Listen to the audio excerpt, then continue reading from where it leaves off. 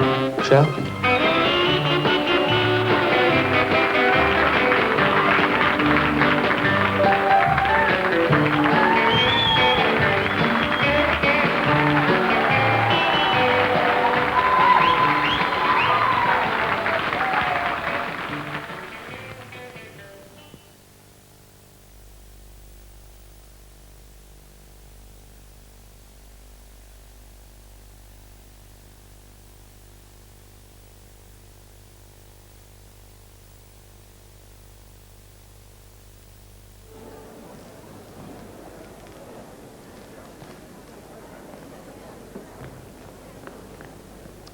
A journalist once asked Lew Grade what he thought of his huge TV output. Sir Lew replied, "All of my shows are great. Some of them are bad, but they're all great."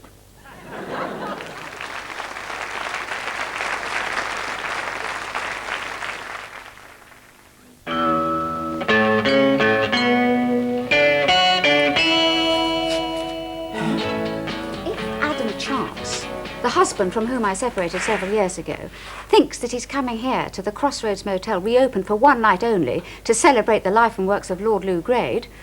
He's got another thing coming, Shuey. But it's too late, Mrs. Chance. A confirmed booking has already been accepted. Yes, you're right, Shuey. It's very wrong of me to put personal feelings in the way of professionalism. Now, take me through the schedule again. It's a documentary giving a fascinating insight into the life and times of Lord Grade himself. He said, right, so we're going to do the Persuaders. I said, Lew, but I don't want to do it. Will he fall for it? If we're clever enough. He said, well, you know, the country needs some money. Think of the Queen. I take it you are going to work for me. I must say I'm impressed by the way you go about things. It's not that I'm a good salesman. It's a product. That all sounds perfect, Shuey. Now, hadn't you better baste that fish before it goes rancid? Oh, I was forgetting. In a few seconds, it'll be time for that celebrated episode of those lovable Muppets, featuring the irrepressibly wacky John Cleese. And I'd better get on with some of this mound of paperwork. Oh, and Shuey, if Mr. Chance should telephone again, you will let me know, won't you? Of course, Mrs. Chance. Oh, Adam. While Jill ponders her marital status, hold on to your hats. It's the Muppets. John Cleese? Oh, 15 seconds to curtain, Mr. Cleese. Well, it's no use struggling, Mr. Cleese.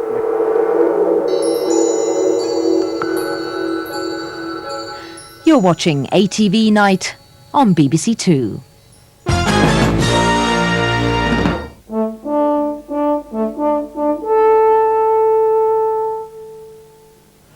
After a particularly difficult board meeting at ATV House, Lord Grade was asked why he was looking so glum.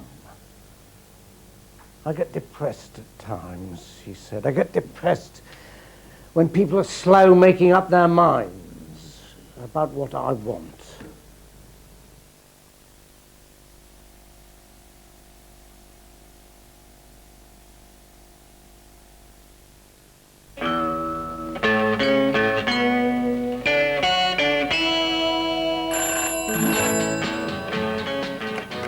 Crossroads Motel, may I help you? Yes, that's right. We're open again, just for one night, to celebrate the life and works of Lord Lew Grade, with a veritable feast of entertainment. Yes, it is an exciting evening, though sadly marred for me at least by the imminent arrival of Adam Chance, the husband who I've not seen for several years. Thank you for your inquiry. It's been a long time, Jill. Adam, No, don't say anything. Just let me look at you. Adam, You haven't changed a bit. Adam, I have to tell you, you've called at a bad time. As you can see, we're very busy.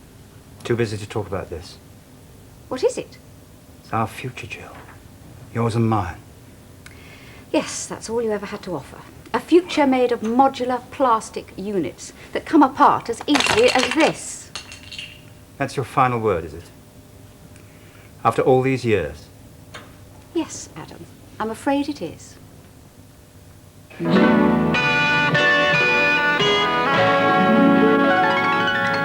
while Adam comes to terms with rejection, we'll spend the next 50 minutes in the company of one of the greatest TV moguls of all time, Lew Grade, the Persuader.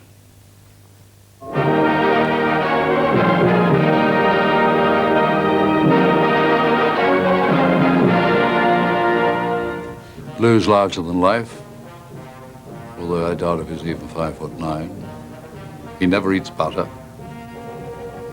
He gets up before the rest of the world. He smokes cigars bigger than himself. He was a mogul, I must say, and he really was Mr. Television. For people who know Sir Lew, the one thing when you're with him in company is never to wear a brown suit, because he does tend to pick you up and light you.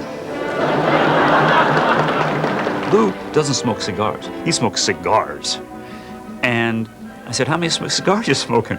He said, oh, my doctor told me to cut down to 7 a day.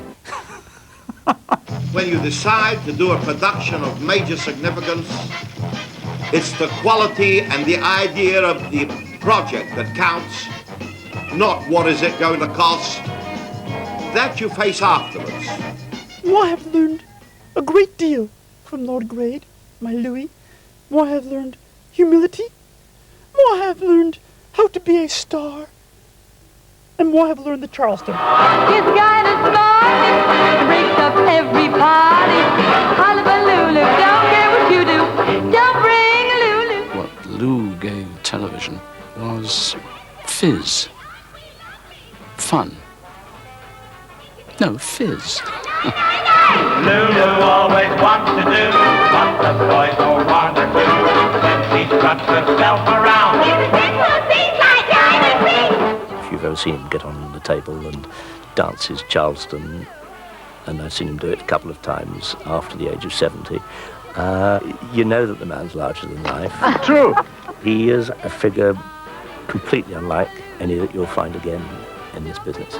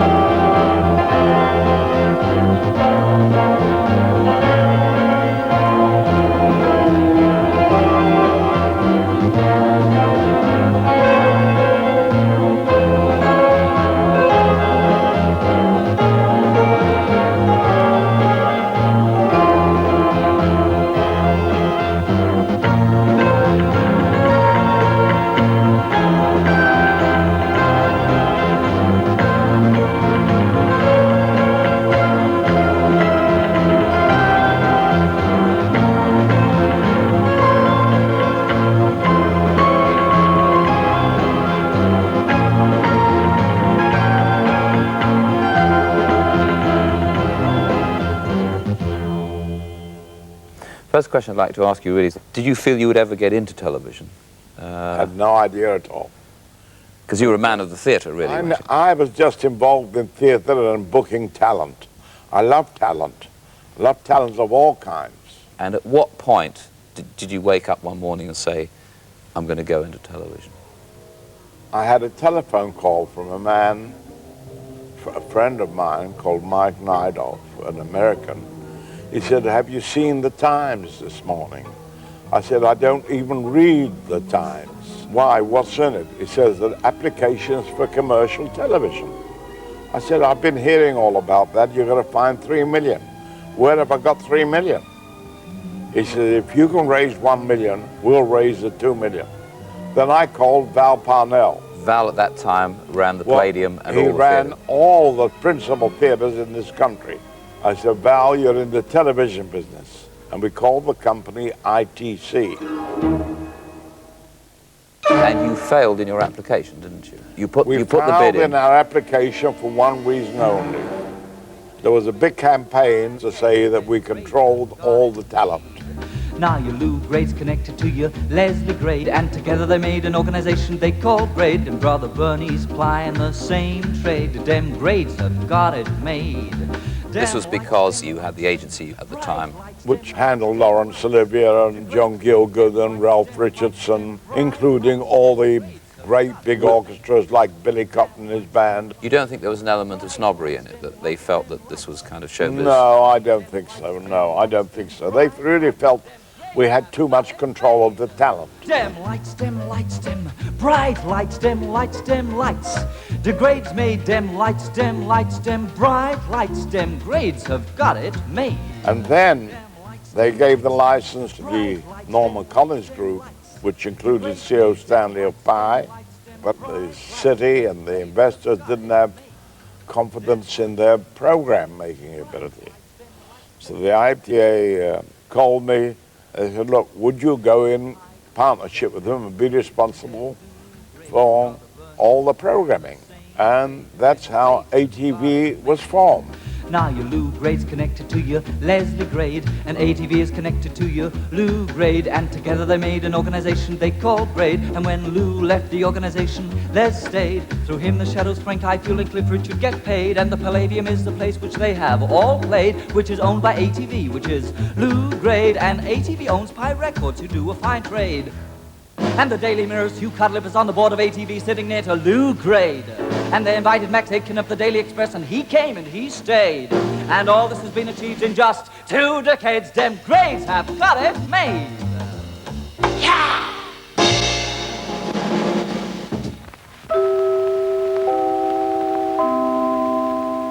10, 9, 8, 7, 6, 5, 4, 3, 2, 1. With the launch of ITV on September the 22nd, 1955, the BBC's 20-year monopoly of British broadcasting came to an end. Commercial television would bring with it a brash new style to which no one was more suited than Lew Grade, and soon his instinct for business and his eye for talent would begin to reap large rewards. The first gamble you took really was to commission your first program, which was Robin Well, Hood. what happened was, when we were told we didn't have the license and that we had a production company, I met a woman called Hannah Weinstein. And she said, I'd like to do a series on Robin Hood. I said, I like the sound of that. How much are they going to cost? They said, £390,000. I said, okay, go ahead.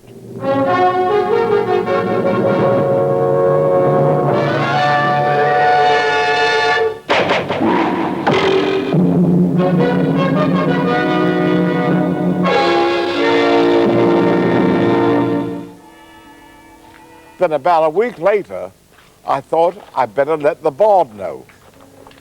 And they said, what a terrible thing you've done. You've committed $390,000 out of the $500,000. That was all we had. And the chairman said, if Lew Grade has given his word, that's it. We'll live by it. Perhaps I'd best look after the box, Robin. No, I think this might prove too much for you. And of course, Robin Hood was the biggest success of almost any television series. We went on for several years. Grade's gamble paid off, as Robin Hood went on to become ITV's first popular series and a commercial success abroad.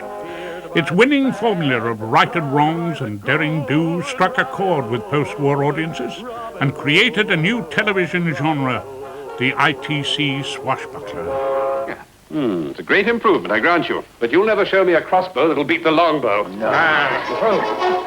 Come away with William Tell. Come away to the land he loved so well. What a day when the apple fell for Tell and Switzerland.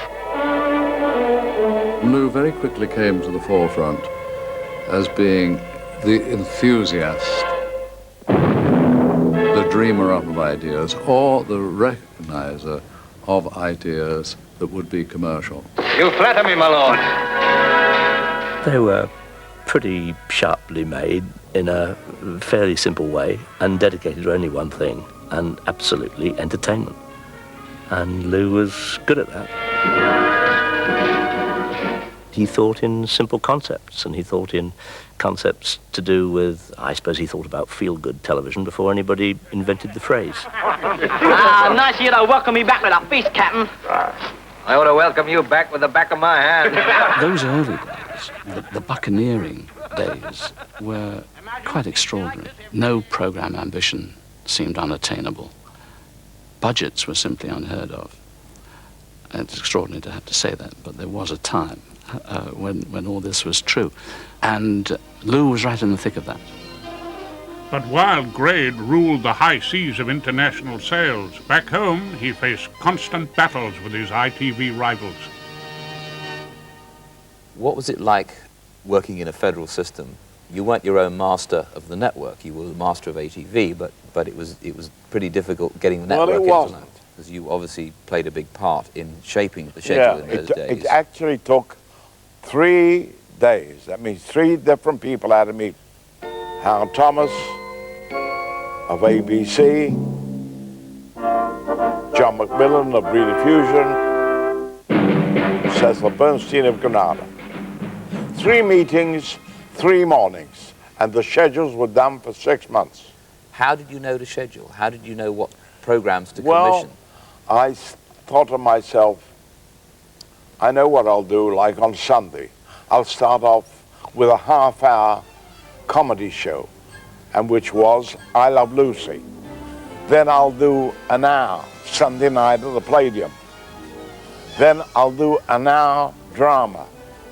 And then I'll finish with a film, or an hour action-adventure film. And it worked, because it's varied entertainment.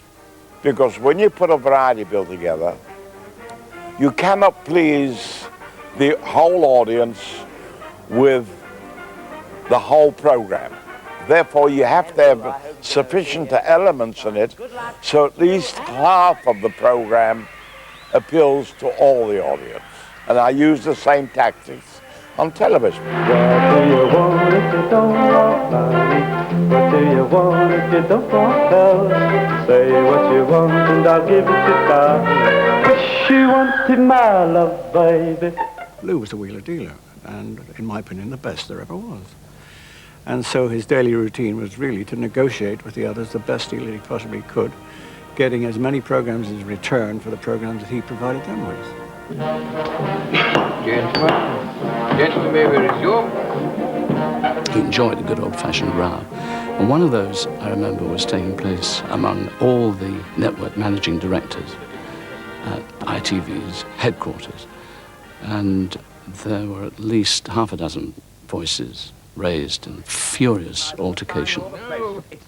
And suddenly, over the din, we heard the banging of a gavel, and Lew's voice appealing to the referee, as it were, "Mr. Chairman, Mr. Chairman." And everybody stopped. And Cecil Bernstein turned to Lew and said, "But Lew, you're the chairman." You must have had differences. Were the differences about money or about programs? Well, the biggest argument I had with Howard Thomas was about how much he would pay for Sunday night at the Palladium.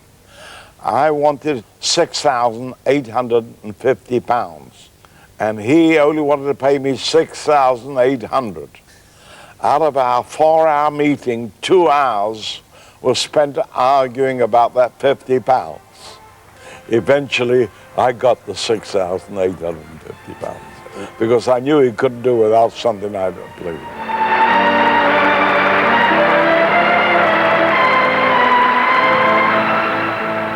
Here, suddenly, ATV was introducing the American style of the same program every week at the same hour, so that people could make a regular habit with it. And they made a regular habit with Sunday night at the London Palladium.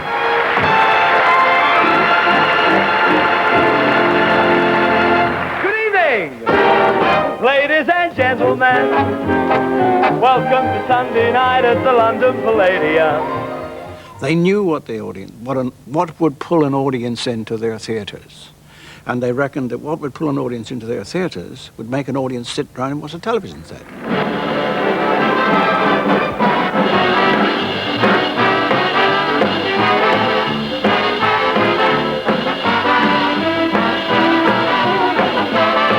It had gloss, glamour, it had dancing girls, it had game shows right in the middle of it, so that if you didn't like variety, you usually liked the excitement of Beat the Clock. Good, that's one. Well done. I saw Beat the Clock in America, which was a whole half-hour show. 2, good, good. Now, easy does it. I thought if we could adapt that for about 12 to 14 minutes, and that's what happened. Don't be impatient. Good, take it easy. Easy now. Beat the Clock was the center stone. Oh, what bad luck. Well, oh, goodness gracious. Well, that's the nearest thing I've ever seen. And it was #1 in the ratings. I mean, for as many years as it was on. It really is. Lew had made a puppet act very popular in England on Sunday night at London Palladium, Topo Gigio. Music, please. Oh, that's better. And a couple of years later, they were short of a top for the London Palladium the following Sunday, and this was like the Friday. And Alec Fine rushed into Lew and said, problem solved is I got Tito Gobbi, who's a famous tenor. So I got Tito Gobbi. And Lew says, no, not that bloody Mars act again. Your reputation obviously was founded on popular successes, and yet you did make inroads into culture, didn't you? For example, the Golden Hour. Perhaps you should tell people what the Golden Hour was. Well, I was traveling on a plane with my wife for a couple of days to Switzerland when I read in the paper that Maria Callas and Tito Gobbi were going to appear in Tosca at Covent Garden. I said to my wife, you know what? I'd like to do a program which I would like to call the Golden Hour and try to get Maria Callas and Tito Gobbi to do an excerpt from Tosca.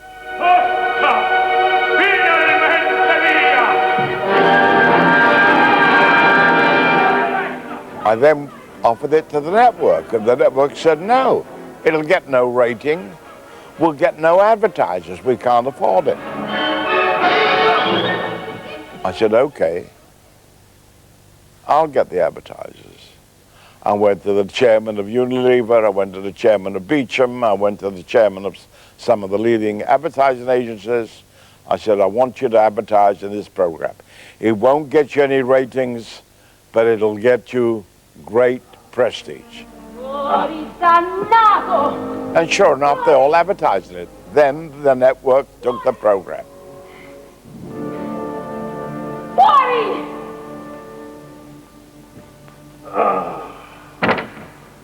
In fact, it got excellent ratings.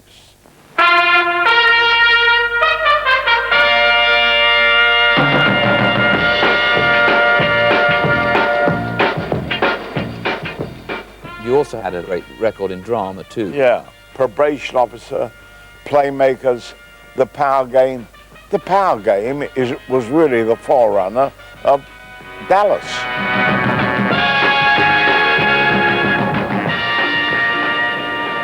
This isn't a holiday excursion. I need Dowling and Henderson here to analyze this stuff. How was Keith? Fat and pompous. Are we buying or selling, and if so, what? Neither. It was a very rich period for ITV. And Emergency War 10 was a success. Emergency War 10 was the forerunner of Dr. Kildare, Marcus Welby in America, all those shows. Well, young woman, you're a bit of a mystery, aren't you? Yes, I'm sorry. Perhaps I should have started on antibiotics, but as you know, I'm not one for shooting in the drugs until I know what's going on inside. So, what are you going to do? Oh, dear. I think a lumbar puncture is a jolly good idea. You think it might be meningitis, then? Well, there's a possibility. You are showing signs of meningeal irritation, aren't you? Don't worry, we can cure it. The company was a song and dance company with drama of what you would call now a real populist nature. Emergency Ward 10s and Crossroads. At this focal point. Come on. Okay, I'll buy that. You can reset the... Every aspect of ATV was Lew. I mean, He was there from 7 o'clock in the morning until God knows how late at night, so he didn't miss anything. He'd always be wandering through the corridors. He'd wander into the studios. He'd open the door. He'd put his head round the door. He'd talk. He'd kibitz. He conveyed and imparted to it his own ebullience. Music. Like the beat of the tom-tom. Or when the jungle shadows fall. Millie. Hello, lovey.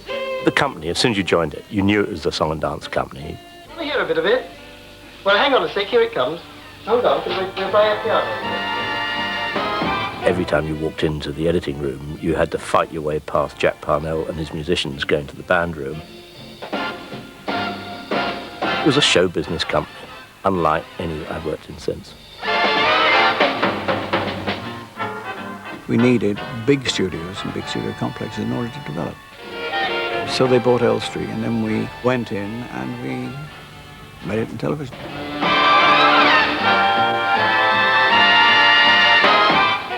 At this point, really, with the big Elstree studios, you then start to look abroad even more, and you start with an enormous run of successful sales in the United States. Yeah. Selling action series to America was like coals to Newcastle, really, wasn't it? Yes, but I gave them different surroundings, different areas, and of course they were a little bit cheaper. I must have sold 30 or 40 series there. Every government has its Secret Service branch. America, it's CIA, France, Deuxième Bureau, England, MI5. A messy job? Well, that's when they usually call on me or someone like me. Oh, yes. My name is Drake. John Drake.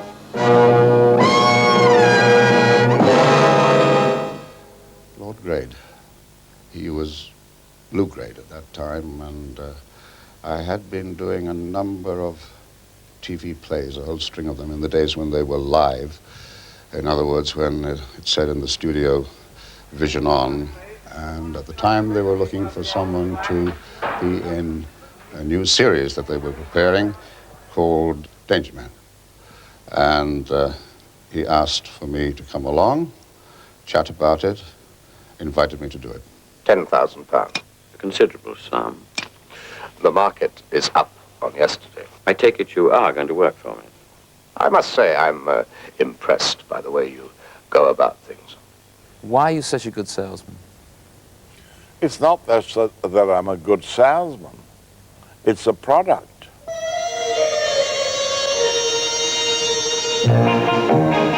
Lew has a very canny sense of what the public will buy.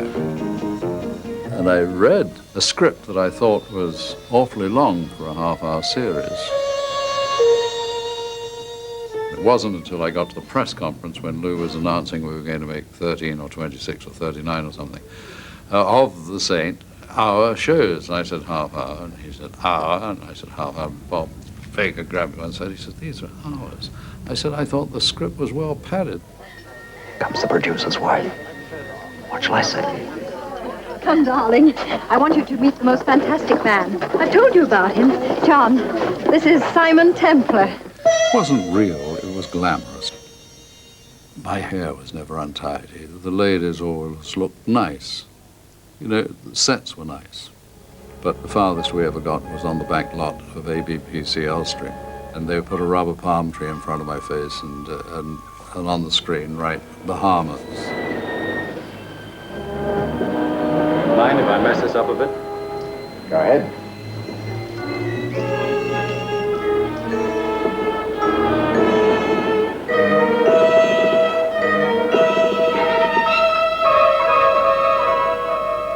I was right.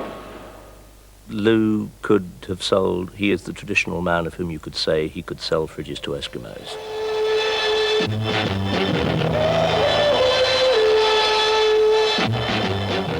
Lew would go to the States and describe a show and, I think, modify it according to the taste of his listener. Whether it's girls or guns, the Saint can handle the situation. He was going to the networks which were accustomed to taking pitches, and Lew was a pitcher on a grand scale. Join the Saint as he deals in danger, dices with death, and always surrounded by a galaxy of gorgeous girls. He certainly made America aware that there was an entity called Lew Grade and a production company called ITC. But I mean, I never gave them a script. I just gave them the idea. You're the first person to have been able to do that, and probably the only person that's still able to do it consistently. Why? It was because they were beautifully and wonderfully produced. We had great talent in this country. But really, this talent has to be used for the world international market, not just for British consumption.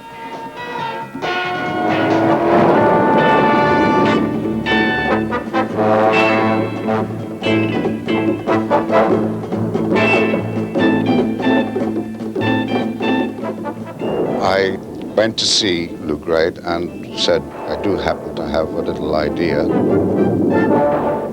And sort of said, well, in here, Lew, we've got an outline for a story thing, a setting, here, had drawings and descriptions of things and the whole, and I think he became somewhat alarmed when he saw all these pages going by and said, no, he said, Pat, why don't you just tell me about it for a while? So I did that. I closed up the script or whatever it was and wandered around the office. I started to talk and he listened until I'd finished. I sat down. Then he got up, puffed on his cigar, marched around a little bit. Then he turned on me and he says, Pat, you see, you know, it's so crazy. It might work. Can I help? We're not quite sure what it means. It means what it is. Brilliant. It means what it is. Brilliant. There were problems in America, there weren't there? Because there were problems. What happened was, after viewing the 4th episode, the president of CBS came over to England to see me. He said, what's it about? It's wonderful. It's tremendous, something different. But what is the story about? What happens? I said, well, the best way for me to make you understand what it's all about is for you to meet with Patrick McGowan and arrange the meeting. He went up to Wales to where they were shooting, and he was there 2 days and came back. He says to me, I don't understand Patrick McGowan. Do you have problems with him? I said, I never have any problem at all with Patrick McGowan. He's wonderful. Well, how do you do it? I always give in to what he wants. I will not be pushed, filed, stamped, indexed, briefed, debriefed, or numbered. My life is my own. That's how it happened, and I have to say about Lew Grade, rightfully Sir Lew Grade, rightfully thereafter Lord Grade, is that from the very moment that he said go and shook my hand, we never had a contract. He never interfered in anything that I did, never bothered me. It was marvelous. I can't conceive of anybody else in the world, then or now, giving me that amount of freedom with a subject which in many respects, I suppose you might say, was outrageous.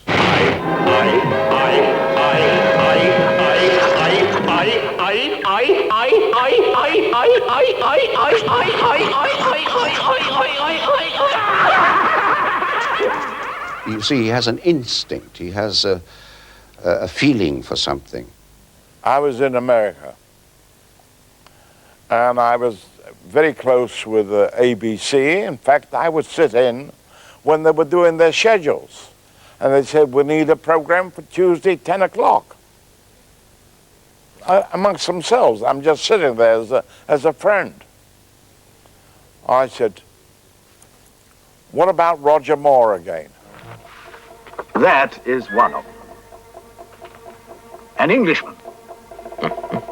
What do you know about him? Everything. They said, well, no, Roger Moore, you know, he's been 165 episodes of The Saint. We really want something different. I said, what happens if I get Tony Curtis? As well? As well. An American. About him, I don't know everything. They said, if you get Tony Curtis, you have a deal. I spoke to the agent. I want Tony Curtis to do a series called The Persuaders together with Roger Moore. He'll never do television. I went to California. Tony Curtis, at the ring of the doorbell, I opened the door. He says, "What do I call you?" I was then Sir Lew Grade. I says, "Call me what you like, as long as you do the television series." I kept him there 1 hour. He said, "Okay, I'll do it." I then knew I had to face Roger Moore. Will he fall for it? If we're clever enough. He said, right, so we're going to do The Persuaders. I said, Lew, but I don't want to do it. I said, I didn't want to do any more television. He said, well, I've sold it. I said, you've sold it? He said, yes. I said, but isn't that sort of illegal, selling something that somebody doesn't want to do? He said, well, you know, the country needs the money. Think of the Queen. First of all, I gave him a cigar. He liked to smoke cigars. And I went to the drawer and I'd written out a check. I said, this is to start with. He looked at that check and said, when do I start? Take two relatively harmless compounds, say nitro and glycerin. Mix them both together and you have a very potent combination. Handle it carelessly and it can blow your head off.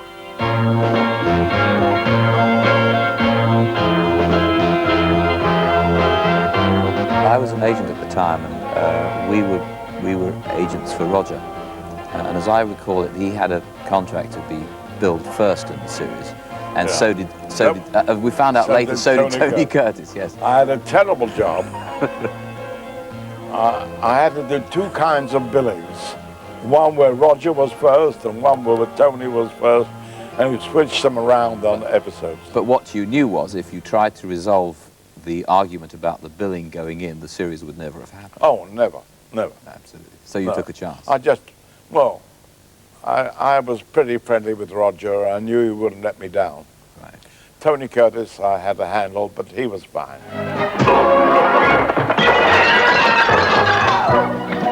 Hi. Well, that'll teach you to never trust a friend. Looking back on it, it was an incredibly simple time. You got on with it, made the programs, they were made well or badly, and you moved on to the next. And the fact that you could relate to the person who, even if he didn't own the company, behaved as if he did, made for very short lines of communication. And made for some pretty eccentric decisions from time to time, but that's part of the charm. We are going to produce a series of 6 one-hours. The title is self-explanatory, The Life of Jesus.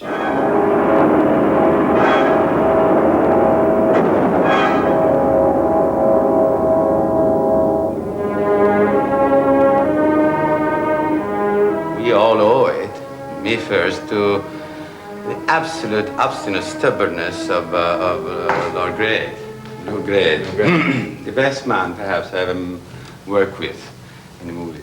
Did Lord Grade worry about the expense? Oh, yes, he said to Franco, remember, you are a movie director, but this is television, so you can't, how many people can you put in the television screen? You better cut down the numbers. You almost wanted me to cut down the number of the apostles, bring them down to 6, 12. Before Jesus of Nazareth was transmitted in the States, General Motors, to whom you'd sold the show, withdrew. Why was that, and what did you do about it?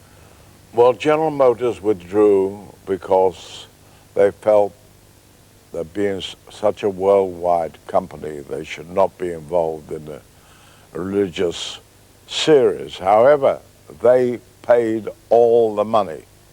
Therefore, I got NBC to put it on, and they sold it to Procter & Gamble just for the airtime. Lazarus! Come forth!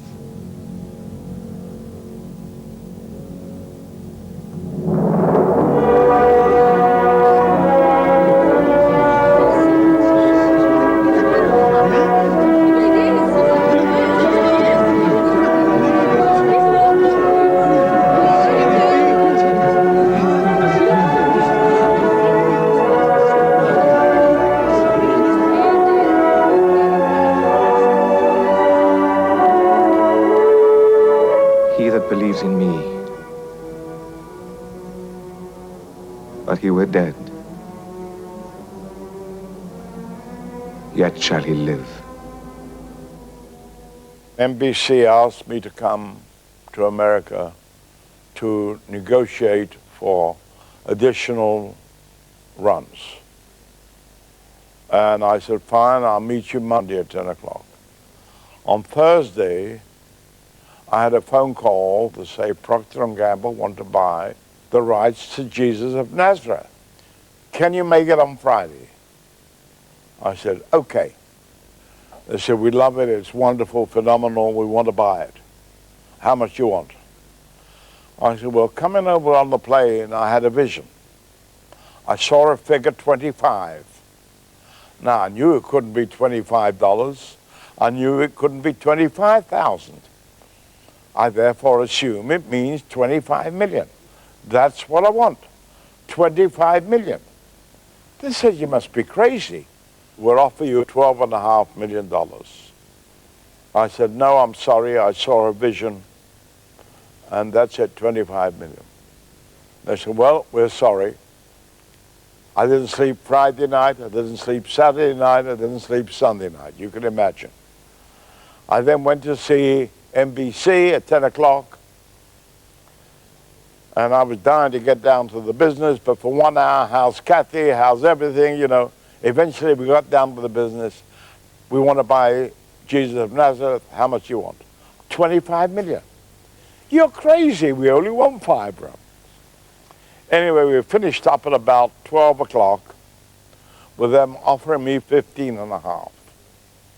I said, well, I have to leave you now because I have to go to CBS. I go to CBS and I have lunch.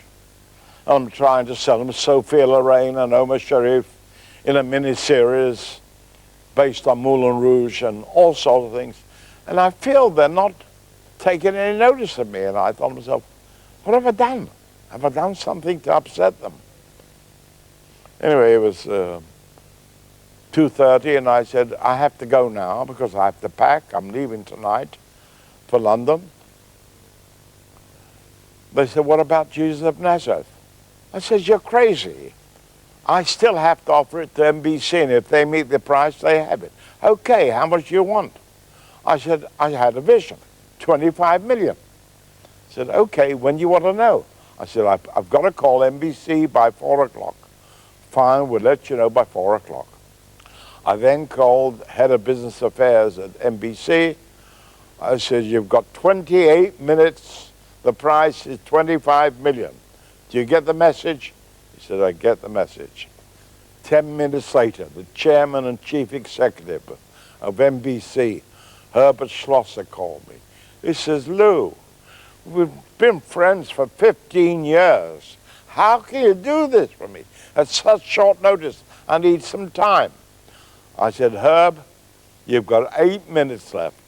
2 minutes before the phone rang. The president of CBS, if you'll say yes, I will pay you more than the 25 million. I said, that's not the way I work. If NBC come up with a price of 25 million, they have it. Sure enough, 5 minutes later, NBC came and they paid it 25 million. Where did the vision come from? I've no idea. I don't know where I got the figure from. And when I told the president of my distribution company in America that I got 25 million, he couldn't believe it. Just couldn't. I couldn't believe it myself. That's what's so wonderful about him. He's not this hard businessman or this corporate businessman. He's a smart businessman, but there's a lot of warmth and charm to him. Please, sir, my name is Kermit the Frog, and we read your ad, and, well, we've come to be rich and famous. We owe a great deal to Lew because for years we tried to get the Muppet Show on the air. Not the Muppet Show, but a Muppet Show. Miss Tracy, prepare the standard rich and famous contract for Kermit the Frog and Company. How did that come about? They've been turned down by every network in America. But I saw them on the Julie Andrews show. Which was your show as well? Yes. That's a great novelty. It's something different. And I approached Jim Henson and I said, I'd like to do a television series. He said, I've been trying for 3 years to get onto television in America. I said, we're going to make 24 episodes. And we went ahead. And as you know, they were a phenomenal success. We made 120 episodes, and I made 3 movies with the Muppets. It's time to play the music. It's time to play the fight. It's time to meet the Muppets on the Muppet Show tonight. But needed somebody like Lew to really understand that there was much more with the Muppets than just for kids, that it transcended kids. Right, I'm leaving. Oh, wait, John! Oh, what's the matter? Kermit, I am not going to do some cloth-eared Mexican maraca solo. If we needed a star and we had some trouble getting the particular star, Lew was a wonderful person to go to because he knew everybody. Everybody! Kermit, there is no way I'll do a song. Lord Grade, or Louis, as moi calls him, has done everything for moi's career, and moi is so deeply grateful. I mean, after all, I rented this cheap set for him. That's how much moi loves him. This stuff's crated away in a truck in a second. He's one of the breed that really took chances and takes chances. Right, I'm leaving. He's leaving. In 1976, in accordance with the then IBA guidelines, the 70-year-old Lord Grade of Elstree was forced to relinquish the day-to-day running of ATV. But rather than retire, he immediately set about carving a new career in feature films. If I can't get Glenda Jackson, I'll try to get Sophia Loren.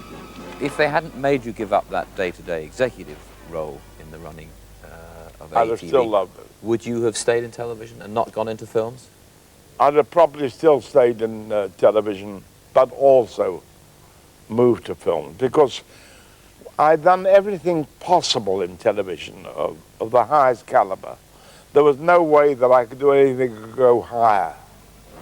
I felt with movies and theatrical films, you had a chance of achieving something different. Mitchum is still Marlowe, and murder is still murder. In Raymond Chandler's The Big Sleep.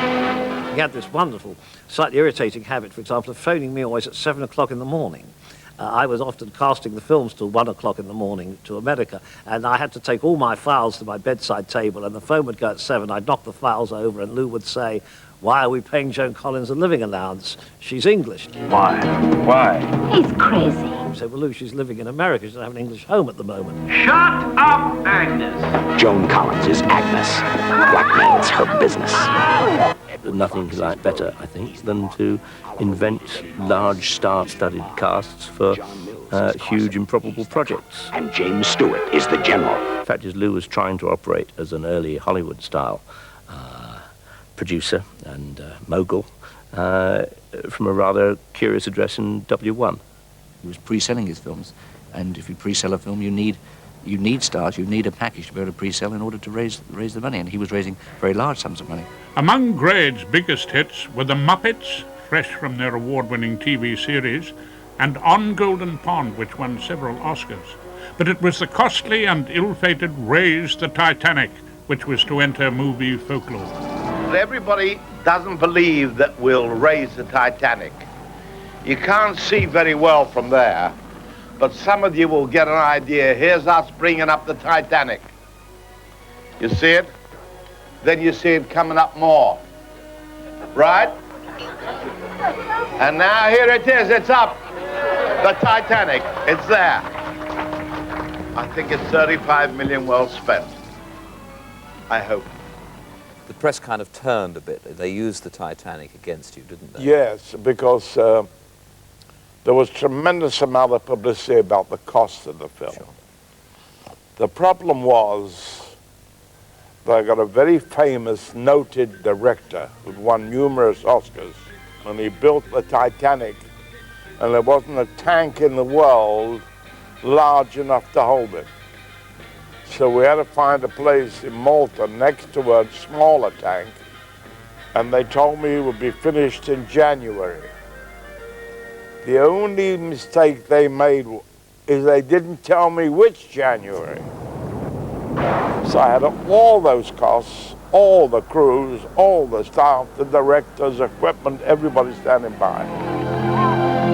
Isn't that a beautiful son of a bitch? It would have been cheaper to lower the Atlantic.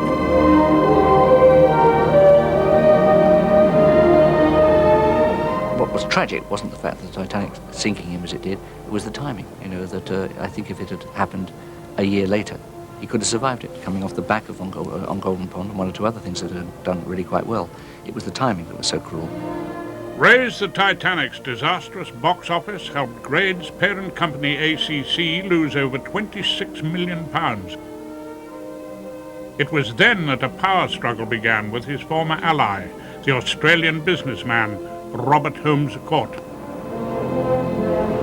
Robert Holmes à Court became a shareholder in Yes. ATV, and you and he formed a very close relationship at that time. Was it a question that you needed him? Or? No, he wanted to buy the company. And he said to me, I want to buy your controlling voting shares. I said, how much you want to pay? He told me, I said, you have a deal, and I shook hands. I thought he cared about people, and I found out later that he only cared about one thing, money. And as far as I was concerned, money was the last thing I cared about. It was then, in spite of the fact that I had a further 3-year contract, I said, look, Robert, I don't want to stay with the company.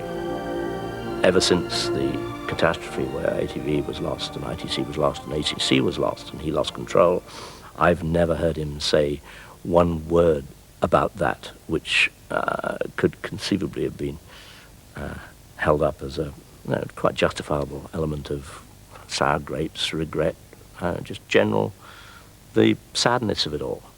Looking back and seeing you lose control of the company that you had built up, if it were me, I would be very angry and bitter. And I never was. I felt sorry for the people that he got rid of, but I was happy in doing what I wanted to do. You're a very forward-looking person. I love the entertainment industry. I love people. He still has ideas. He still has chutzpah. I mean, who else would have thought of turning Barbara Cartland's novels into television films? I mean, who else might have wanted to? But that's not the point. It was a terrific idea, and he sold it. You know, people are buying those films.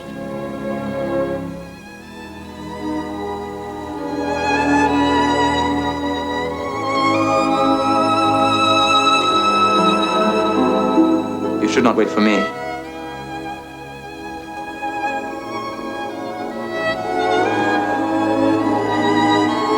I should not. But I shall.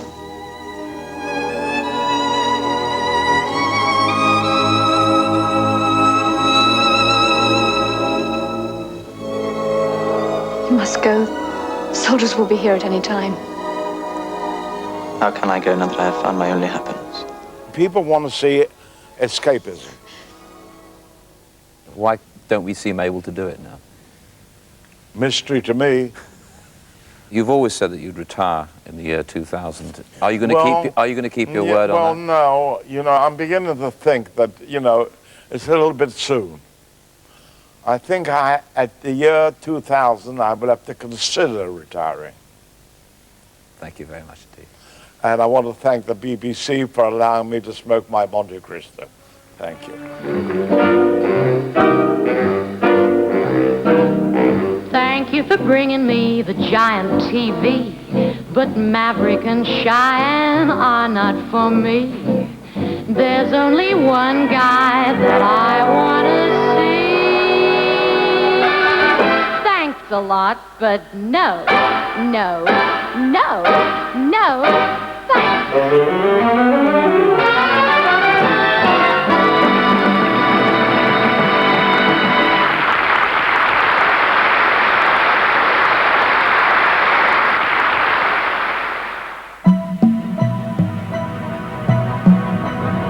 Stay tuned to ATV on BBC2.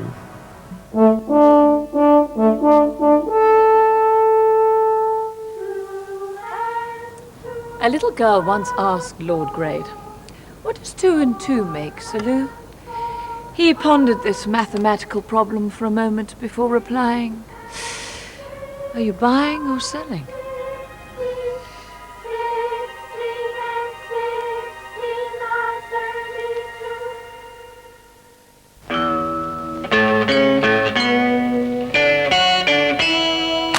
If only you'd listen to me for a moment, Jill. You listen to me, Adam Chance. You walk in here, the husband whom I haven't seen for several years, on the one night that Crossroads is reopening, just to celebrate the life and times of Lord Grade. Think about our future, together. The only future that I want to think about is the rest of this evening. And that's all the future you want to talk about. For the time being, Adam, to be absolutely frank with you, Adam, yes, Adam, it is. That is a lie, Jill, and you damn well know it. Is it, Adam? Is it? Listen, Adam, I am going through there now to join the talented Craig Ferguson as he makes one final pitch for the last action series. And if you've got one scrap of decency left in that debonair suit of yours, you will just get out of here, and this time you'll stay away for good. I could kill you sometimes, Jill. I really, really could.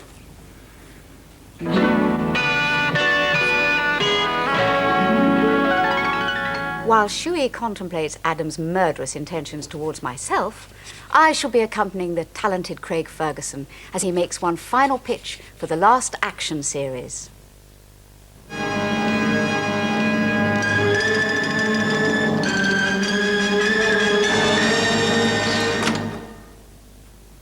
It's all over, Lew. It's all over for me. But I want to go out with a bang. I've got one more in me. Okay. We'll get one of your very special typish bushy with her exploring fingers. Perhaps Margaret. Ready? Here goes. The pre-title sequence.